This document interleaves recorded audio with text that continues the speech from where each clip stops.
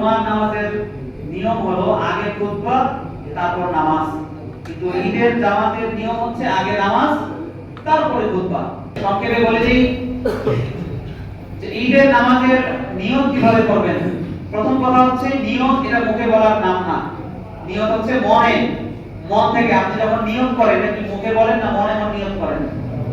আপনি বাজারে যাবেন, একটা বড় ইলিশ মাছ কিনবেন, আজকে বেতন পাইছেন, একটা বড় ইলিশ মাছ কিনবেন, এটা কি আপনি ওই বাসা থেকে বের হওয়ার সময় বলেন আমি নিয়ত করে দিয়েছি যে আমি বাজারে যে একটা বড় সাইজের ইলিশ মাছ কিনবো, এটা বলেন তো মুখ দিয়ে নাকি? নাকি এটা মনে মনে থাকে? বাস নিয়ত এটাই, মনে মনে থাকবে, মুখ দিয়ে বলা জরুরি না, যদি বলতে চান বলতে পারেন, কিন্তু এটা মুখ দিয়ে বলতেই হবে, না বললে রোজা হবে না, ইফতার হবে না, সাহারি নিয়ত না বললে সাহারি হবে না, এরপরে নামাজের নিয়ত না বললে, মুখে না বললে নামাজই হবে না, এটা না, বিষয়টা এমন নয়।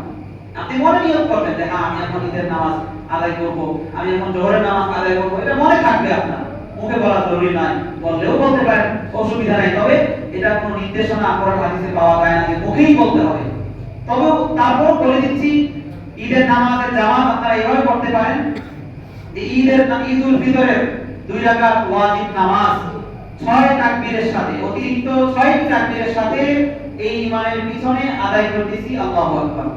বাস মুখে বললে বলবেন, না বললে এটা আপনার মনে আছে, বাস এটাই হয়ে যাবে ইনশাআল্লাহ। ঠিক দাঁড়িয়ে থাকা